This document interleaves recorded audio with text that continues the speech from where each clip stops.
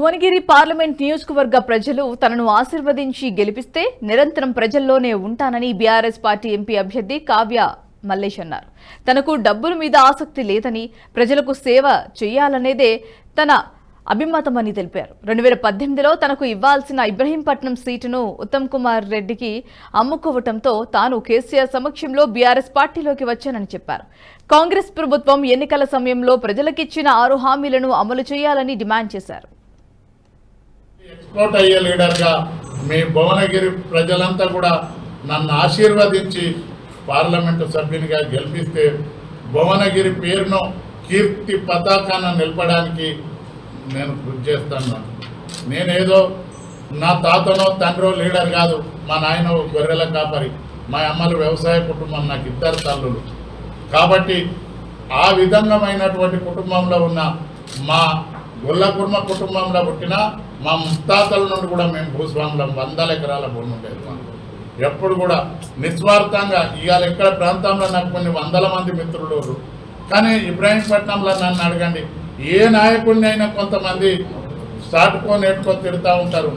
100కి 99 మంది ఎవడన్నా పడిరానోడు మళ్ళీ చెడ్డోడు అంటాడో. ఏ పార్టీలు నన్ను అడగండి, నాకు అంత మంచి పేరుంది. తప్పకుండా మీరు అందరు ఆశీర్వదిస్తే నేను తప్పకుండా ఎంపీగా గెలుస్తానన్న విషయాన్ని మనవి చేస్తూ, ఇవాళ బూరా నరసయ్య గౌడ్ గారు డాక్టర్ వృత్తిపరంగా మంచి వ్యక్తి. కేసీఆర్ గారు అవకాశం కల్పించి ఎంపీకి ఇచ్చారు. 5 ఏళ్ళు ఎంపీగా పనిచేసిండు. ఏం పని చేసిండో మీ అందరికీ తెలుసు. అదేవిధంగా మళ్ళా తిరిగి అవకాశం ఇచ్చిండు. నన్ను టీఆర్ఎస్ పార్టీలకు తోలుకొచ్చేటప్పుడు కూడా ఆయన పాత్ర ఉంది, కీలక పాత్ర. మరి అదేం గుణము నాగేందర్ తోలుకొచ్చిండు, ఆయన పోయిండు వెనకకి, మళ్ళీ ఈయన ఇద్దరు కలిసి తోలుకొచ్చింది, ఇద్దరు పోయింది.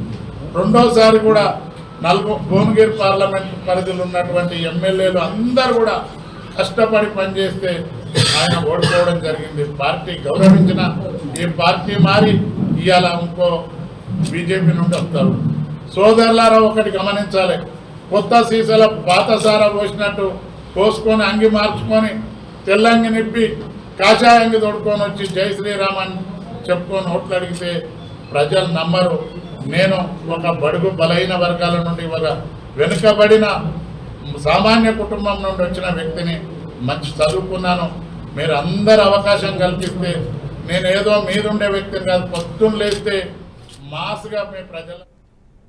ఈ వీడియో మీకు నచ్చినట్టయితే లైక్ చేయండి, 10 మందికి షేర్ చేయండి. అలాగే కామెంట్ల రూపంలో మీ అభిప్రాయాలను మాతో పంచుకోండి. Nationalist hub group of channels ను సబ్స్క్రైబ్ చేసుకుని తెలుగునాట జాతీయవాద జర్నలిజాన్ని ప్రోత్సహించండి. ఈ వీడియో కింద ఉన్న బెల్ ఐకాన్ పై క్లిక్ చేయడం మర్చిపోవద్దు.